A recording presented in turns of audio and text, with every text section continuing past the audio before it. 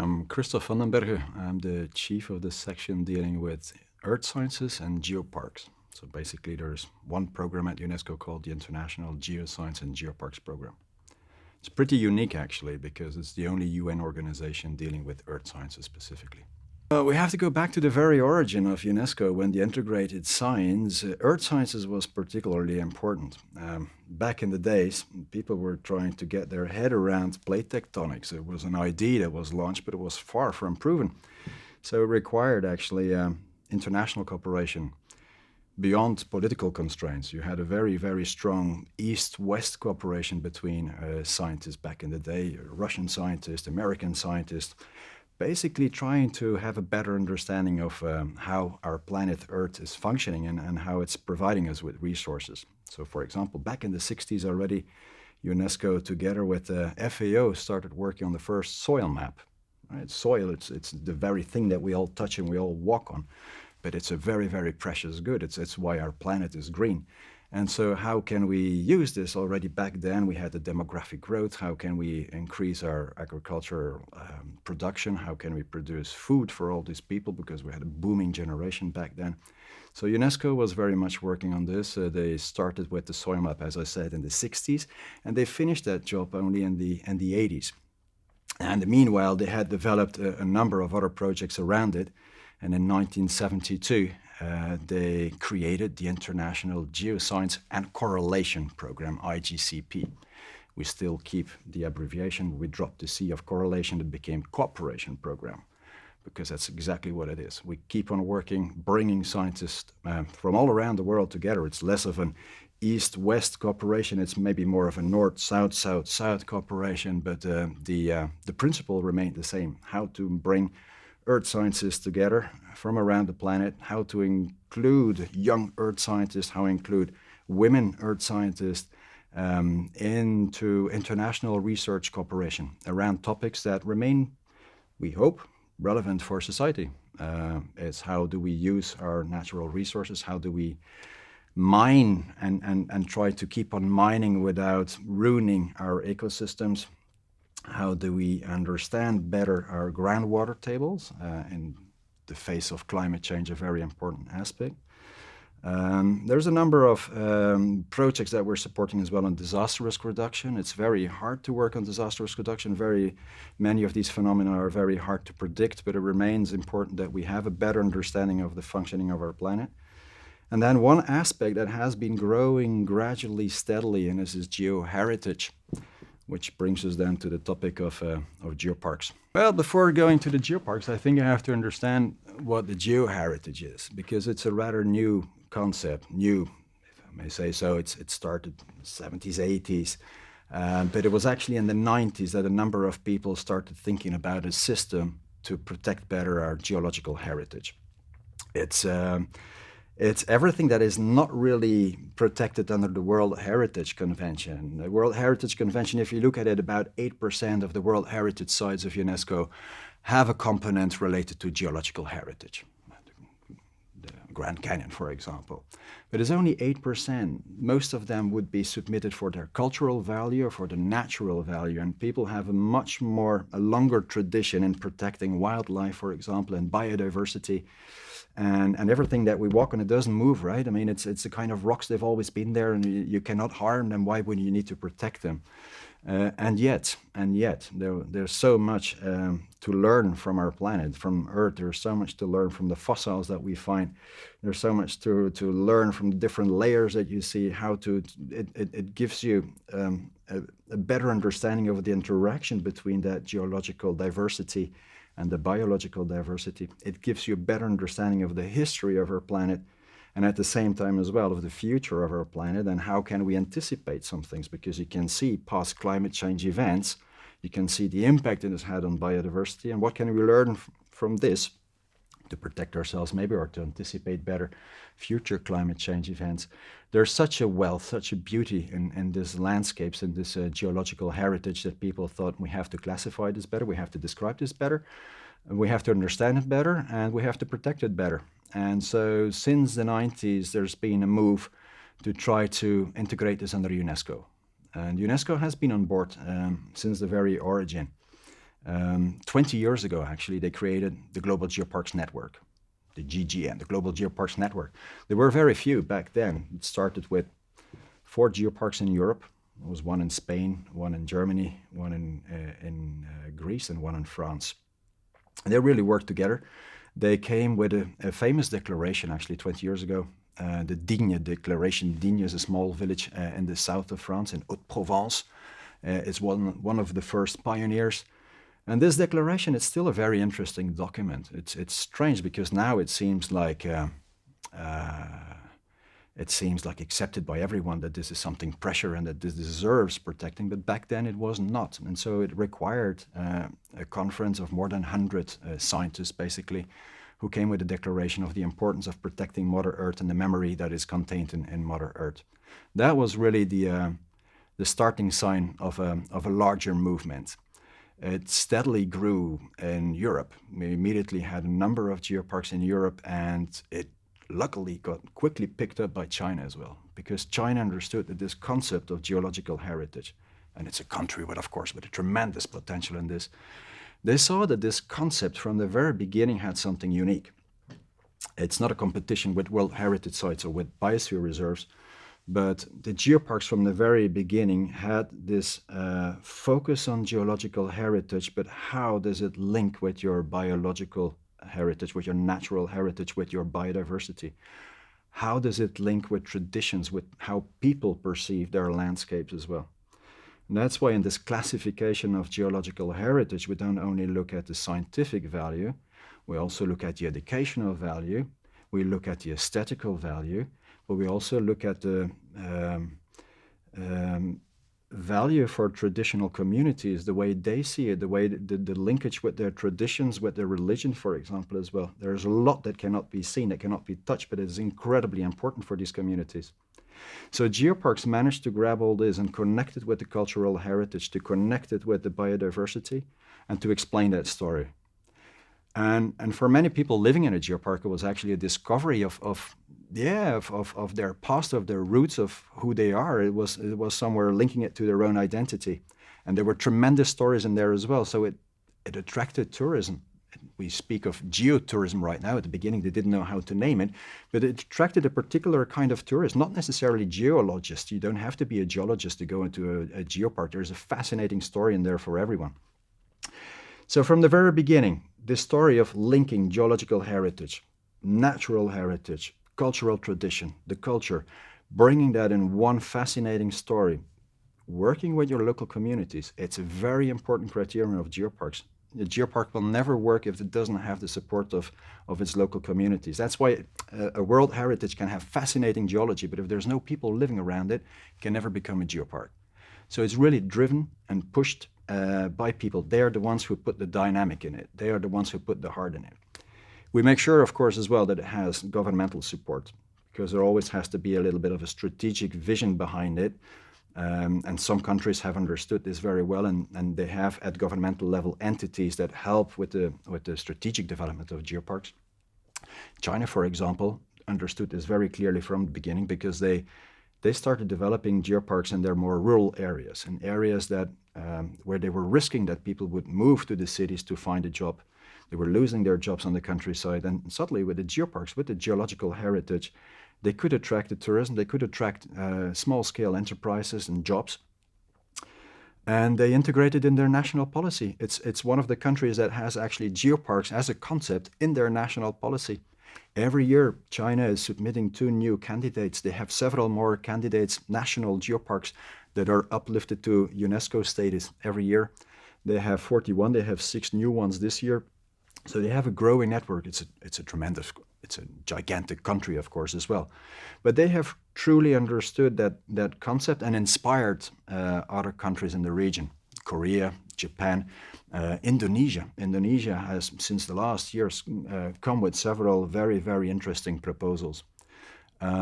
So people have understood that it's not only to valorize and to protect part of their geoheritage, but they clearly see that it's contributing to the local communities, that it's contributing to the Sustainable Development Goals in many ways. The connection with local traditions, you would think that it's only something that we see in Latin America, and it's true. There you have the strongest examples. People see the Pachamama, their earth, it's their mother.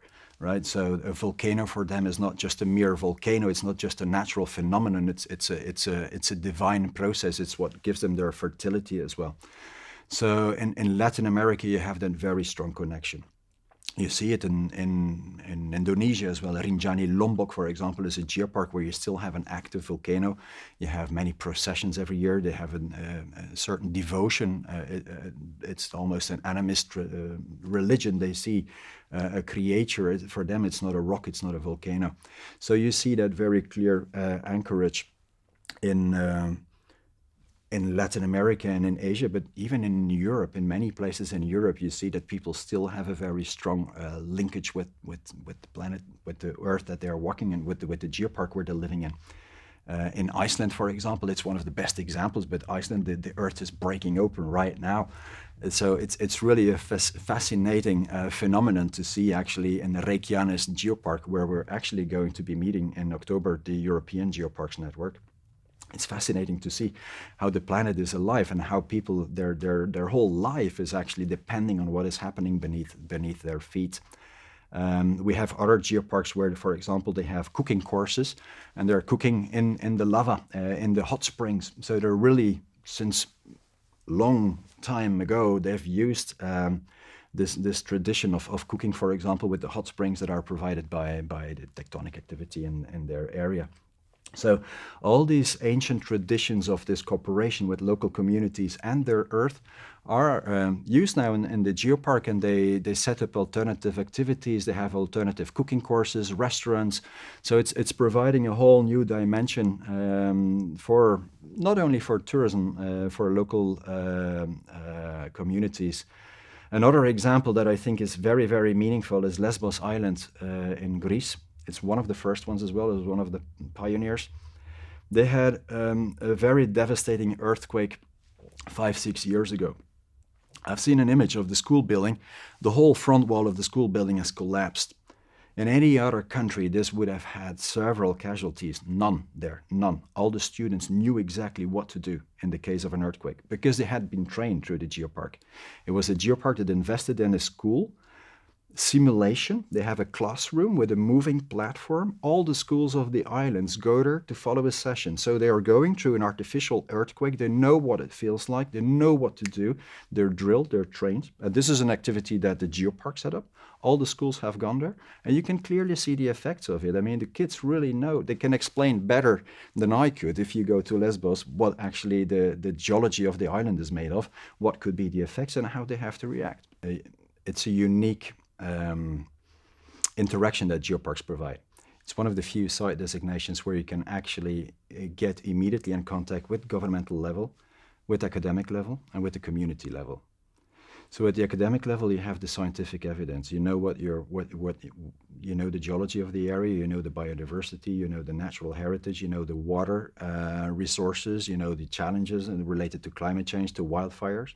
You're immediately in contact with the government because you know how to anticipate what policies to set up, and you're in contact with the community. So you know how to reach out to them and how to involve them as well. That interaction is really unique.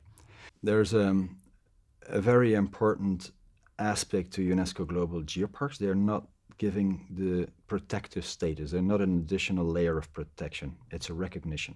But it's a recognition for something very important. It's a recognition that basically the country itself is protecting the specific sites under the national law. But in particular, it shows a feasible way of reconciling our development with the protection of the sites. We've had a very classic view on how to protect nature.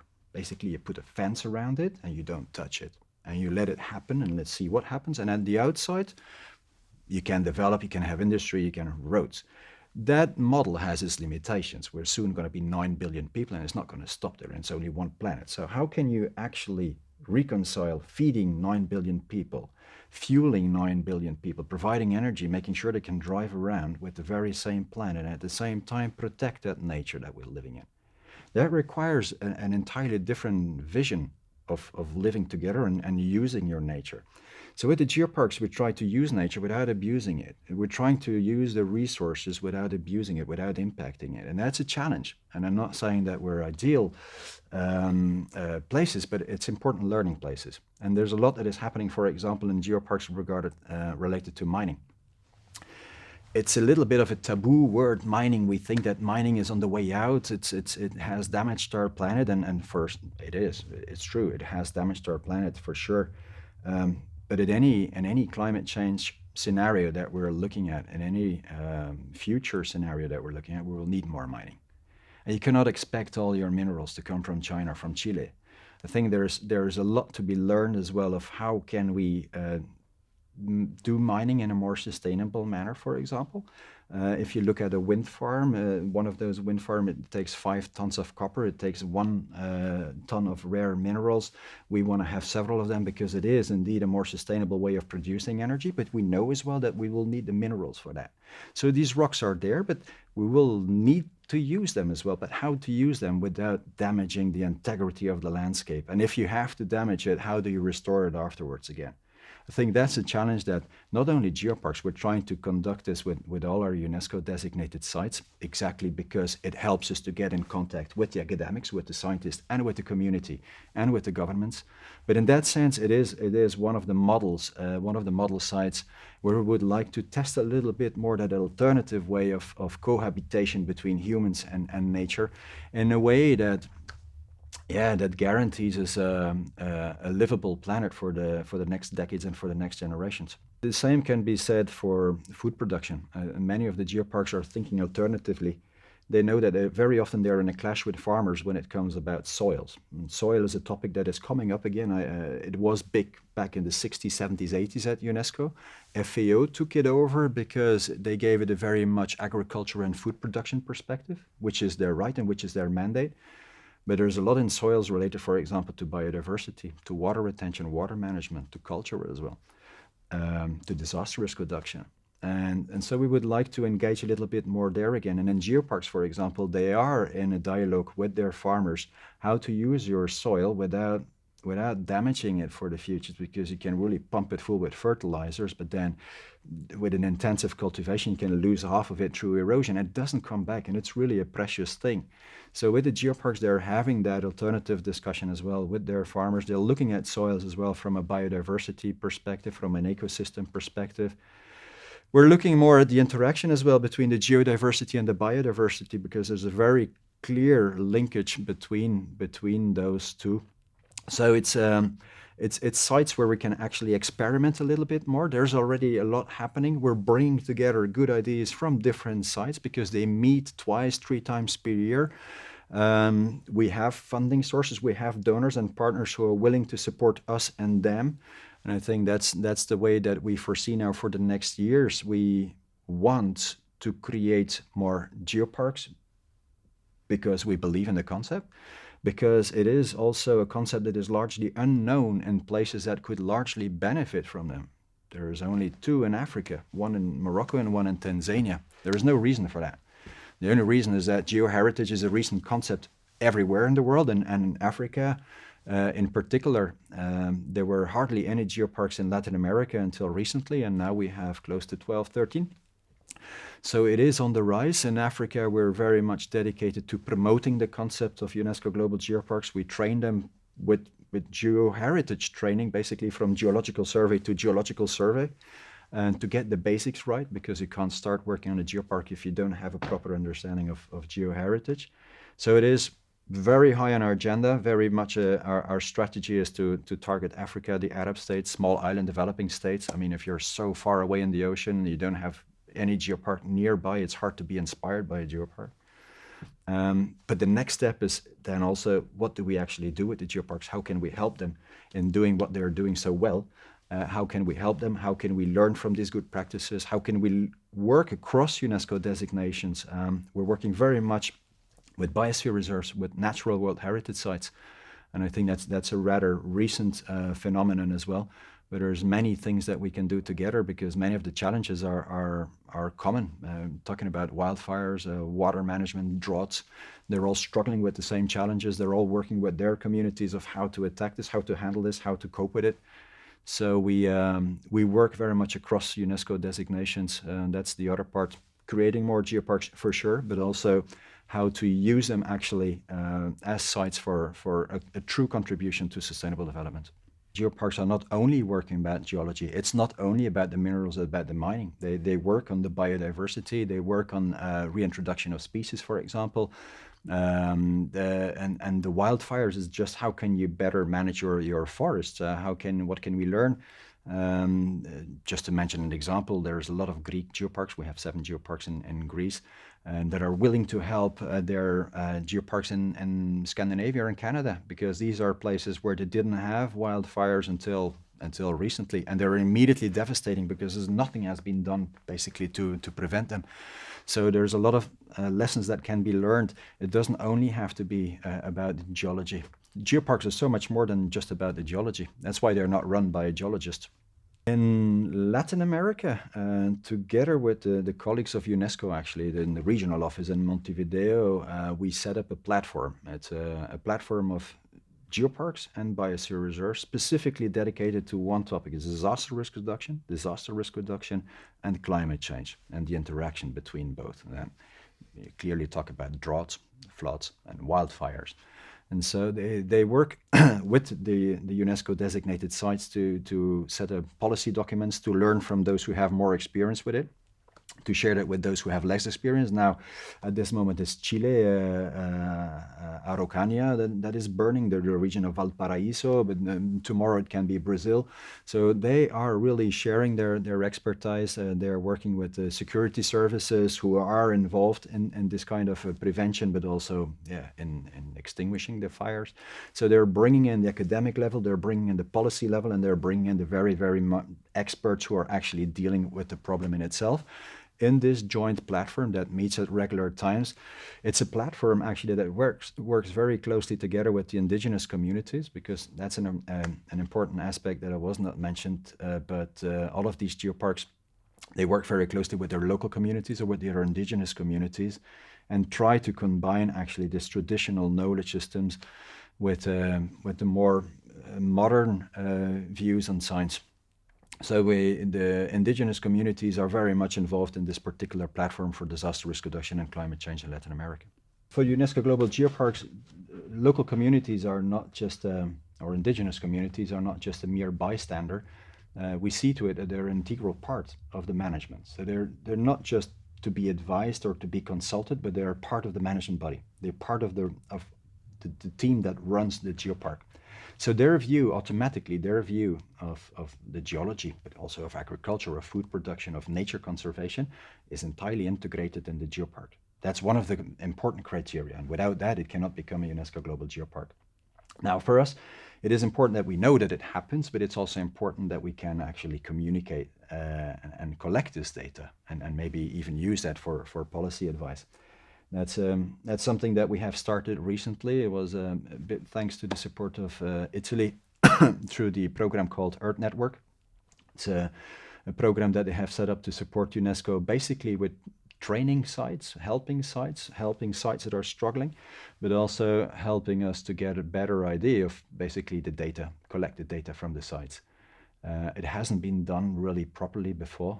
All our data is a little bit left and right. We're collecting this into one portal now. We start with the very basics. When you're talking about indigenous communities, for example, at least I know now what indigenous communities there are in the geoparks, who is active, how are they represented, and then the next step is to actually start collecting information, collecting projects, and connect this to this portal. So this is a work in progress. We're doing this, as I said, with the support of a number of donors. We're doing this across sites. It's not just at the geoparks. We're doing this with the biosphere reserves and with the World Heritage sites as well. And hope that with this we have not only a better understanding of our geoparks, but we know as well how we can better support them. One of the very clear criteria of UNESCO Global Geopark is to promote the gender balance. In all levels of the geopark, we see to it that in the management of the geopark that women are properly represented, but really at management level. But then within the geopark as well, we see that a lot of the geoparks are actually providing an opportunity for women to organize themselves in corporations. You have a lot of women corporations working on traditional handicrafts, but the geotourism that the geopark denomination brings offers them an opportunity as well to sell their food products in visitor centers, in museums. They set up markets as well, and it triggers somewhat a revived pride in their territory and their local traditions and the local products. They can brand them under the geopark label, not under the UNESCO label, but with the geopark label. They have alternative ways of promoting it, and it immediately shows as well their local traditions, how they actually come to do this. And in many ways, it's absolutely fascinating to see. So it's providing an additional income, and it contributes as well to local pride. There's two things that I still would like to do. I would like to see that all the efforts that we have put in and all the different activities that we have set up with people in Africa, with experts in Africa, I would like to see that this leads to a number of geoparks in Africa, because it's a continent that has the potential, absolutely. In terms of geology, it's just fascinating. It has a very young population, it has a very booming population, but for young people it could be as well an opportunity to actually find an alternative way of working, and not just around nature parks or wildlife. They have a very good tradition in running parks, so they certainly have the full potential. But it takes time. Even in Europe, as I said, it takes about 5 years to create a geopark. In Africa, it will not go faster. But I really hope that we can have soon 1, 2, 3 geoparks in Africa, and then I'm sure the rest will follow. It will inspire others, and it will follow. Small island developing states, we're on something very, very fascinating with Cuba, and I hope that Cuba soon has its geopark as well. We're working with islands in the Pacific as well. If you see it on the map, they look close to each other, but you can't believe how far they are from each other. And it's so hard to have the academic expertise and to have the communities understanding the concept. And yet they manage to get their head around the concept, and they're onto something very fascinating there as well. Central Asia, I have no explanation why there is no geoparks in Central Asia. There's only one in Russia, but there is none in Kazakhstan, Kyrgyzstan, Uzbekistan, countries that have the most fascinating geology. So we are doing everything we can to support them. And then there's a number of countries that are surrounded by a lot of geoparks and still didn't manage to create one. India. Why is there no geopark in India? I don't impose it, I don't oblige it, but it has full potential. Laos, Cambodia. So this is very high on our agenda, how to promote this, how to connect them with experts. As I said, geoparks, they are a family, they are ready to help. And then the next step would be, to really have a better understanding of the actual contribution to the Sustainable Development Goals, so that we go from the slogan and their open air laboratories, but that we have something really concretely, not only to have a proper understanding of the baseline, but that we can see progress year after year, how they are actually into joint projects, how they're making their contribution towards the Sustainable Development Goals.